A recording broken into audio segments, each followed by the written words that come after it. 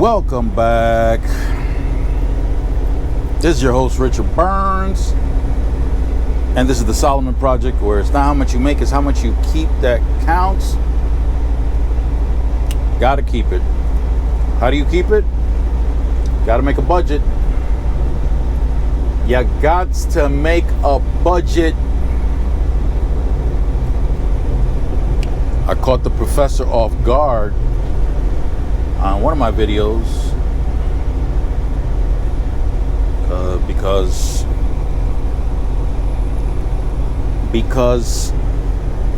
my wife takes the kids to Six Flags every weekend.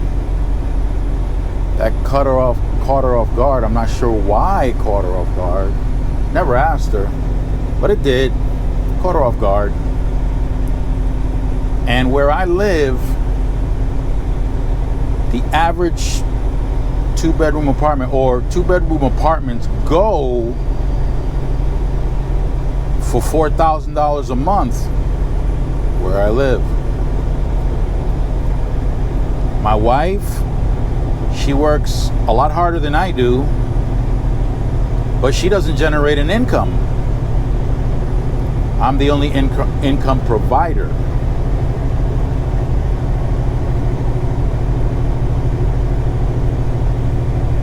So, with 3 kids that live with us, ranging from age 2 to age 12,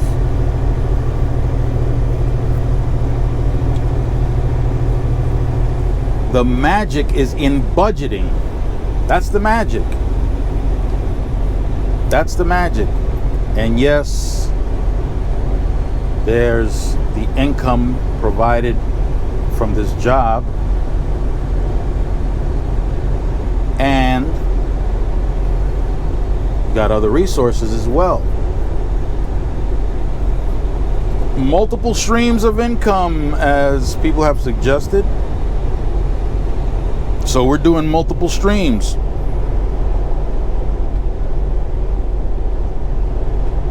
But budgeting is the real magic. Budgeting is the real magic. Now, when you budget, you have to apply what I've always been saying before. You have to be disciplined and you have to be consistent. Of course, there are things that any one of us could want at a particular moment, but we gotta refer to the budget first to see where we're at as far as our spending is concerned. So we have the budget for the year, and then we break it down by month, and then we break it down by weeks.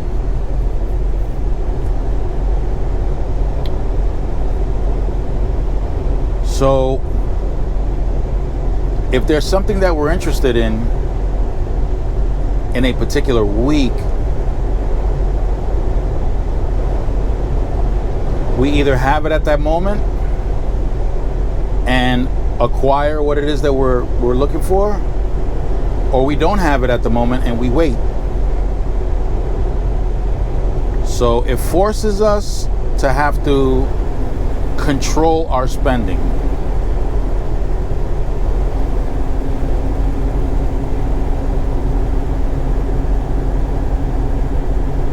It forces us to have to control our spending. Now, what is this crazy thing going on? We have a second attempt at an assassination against Trump. A second attempt. Now, I don't know, the first attempt,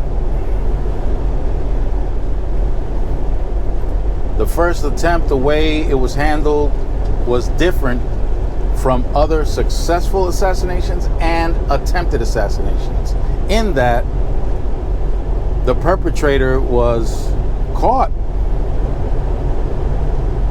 And in this case, he was unalived.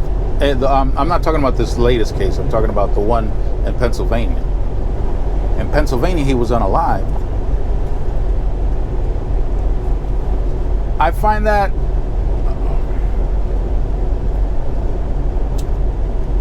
irresponsible.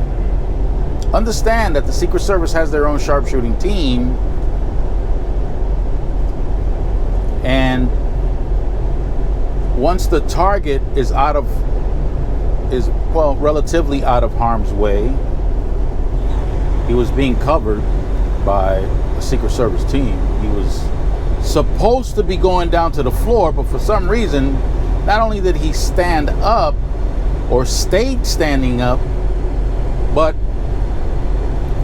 he got an arm out from the team that was covering him for him to put a fist pump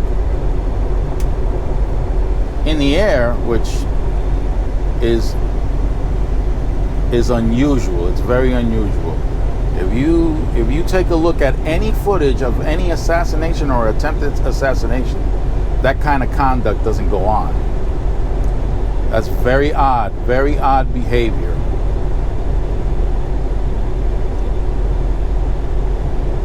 And to add to that odd behavior, what the?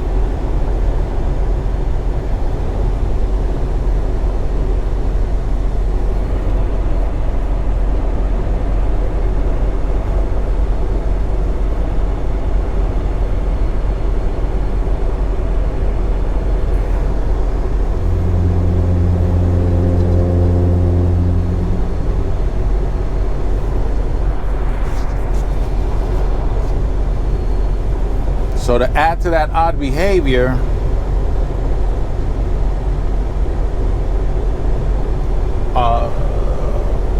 there have been several attempts to try to figure out how his ear, which was the area impacted by the bullet, how the ear was healing.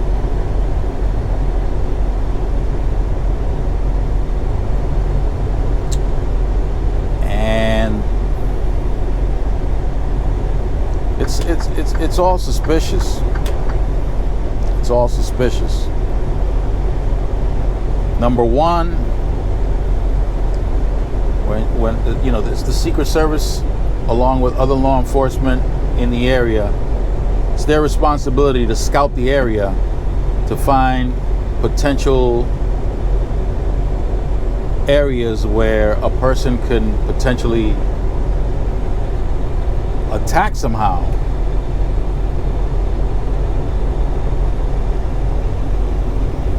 That right there was sloppy or inefficient.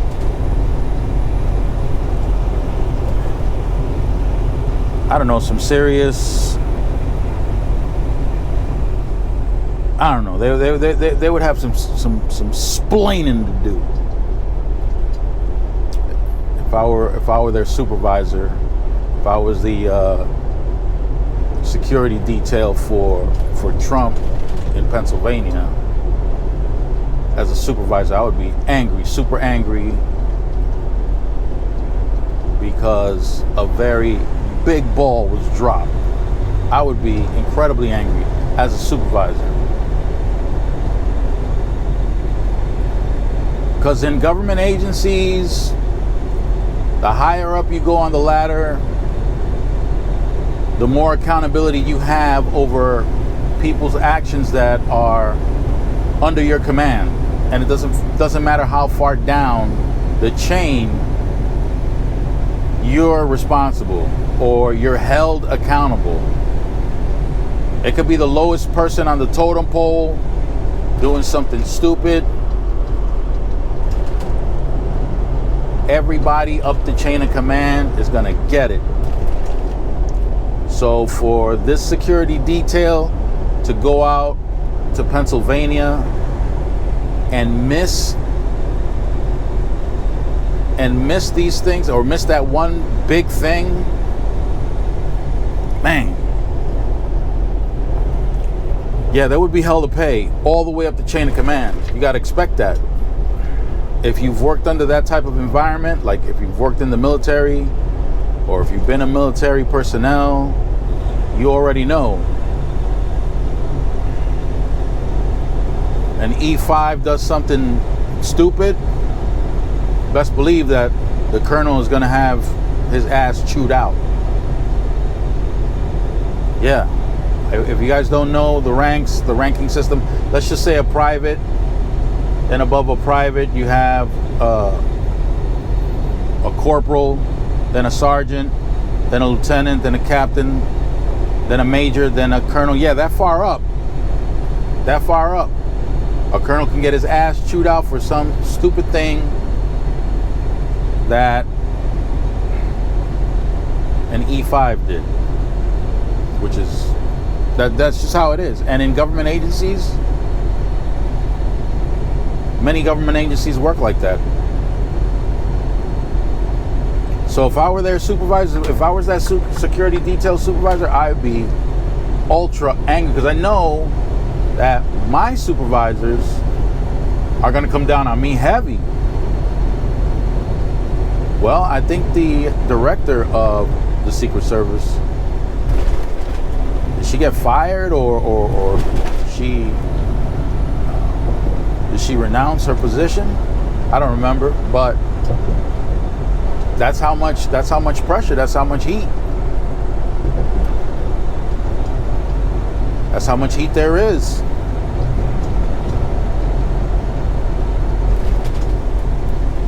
And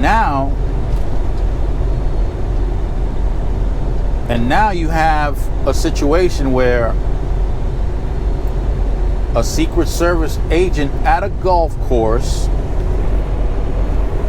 I don't know how far this was, but he spotted the barrel of a rifle on a chain link fence. From how far away, I don't know.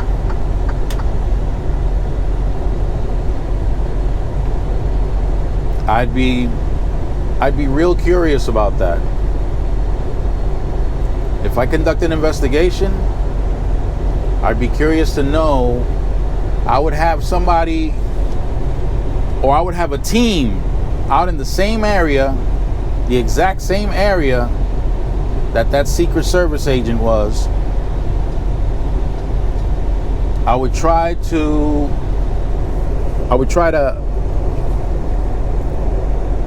see if the conditions in the area were similar as far as movement, if there are movement of cars around that area, people walking around, people on those little golf carts. Try to recreate to the best of our ability what was going on there and how it could be possible to spot the barrel of a rifle in a chain link fence from the distance that he saw it. That's one thing I would definitely look into. The guy had 2 bags on the fence and a GoPro camera. So of course that GoPro camera being present would make me extremely curious as an investigator. The person was apprehended. It turns out that he's a Republican also, right? Because in Pennsylvania, the individual was also a Republican. The shooter in Pennsylvania, he was a Republican. And going back to Pennsylvania, unaliving the shooter, I find, is irresponsible, because as an investigator, I need more information.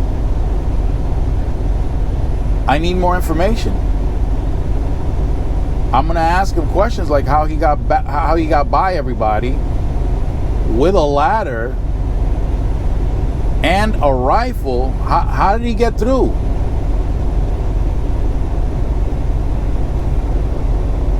Depending on his state of mind, he might admit, hey, I saw a weakness in this area. Okay, so now I have a blueprint as to how that can happen again. Okay, fine. We got that. Now, we need more information. Are you solo? Are you a team? Did you have a plan of escape?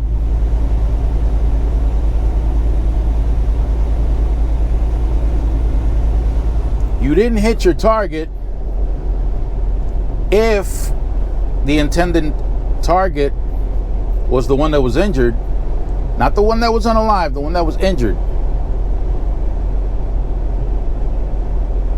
And I would ask, was that the intended target?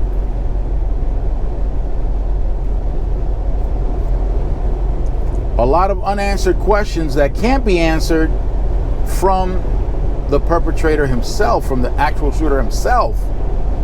Which is why I say, from that sniper team, that was irresponsible. You could have injured that person to the point where the shooting would have stopped and a team of law enforcement would have apprehended him before he was able to either escape or try to continue the assault.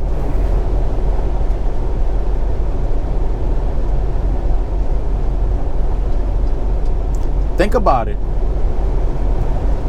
The attempt on Reagan's life. The person was apprehended. Kennedy, the person was apprehended.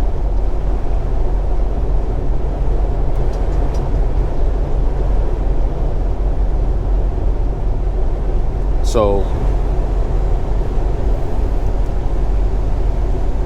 I'd be angry. And now back to this new one. What exactly is going on? So the Secret Serviceman spots the barrel going through a chain link fence. What color was that rifle? Was it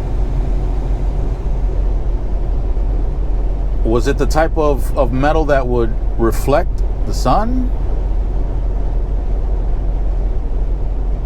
He was near some bushes? Yeah, I don't understand. And then the crazy thing is, on the first attempt in Pennsylvania, I find this behavior odd. You're trying to capitalize financially. Trump is trying to capitalize financially on the incident, selling assassination attempt paraphernalia. That's odd. To me, that's odd. And now again with this attempted assassination, a second one on the same person. Listen, I just find it odd. I'm not trying to create some kind of conspiracy theory, but I definitely have questions. And if I were a supervisor, yeah, I'd be interviewing them one by one. Same day, separate rooms, same appointment time. Definitely. It's interrogation time. Everybody's getting interrogated. All their answers are getting logged in. We're going to contrast and compare answers. Yeah, it's time for an investigation. 2 shooters, both Republicans. One with an AK, the other one with an AR.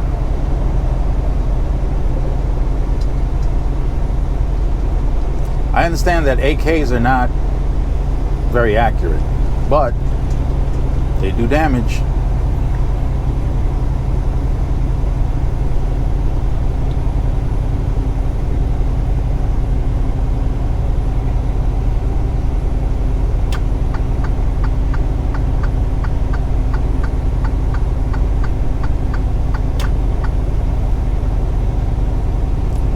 Who was the intended target? What is going on? Well, we're in Tennessee, I-40, wondering about this whole event.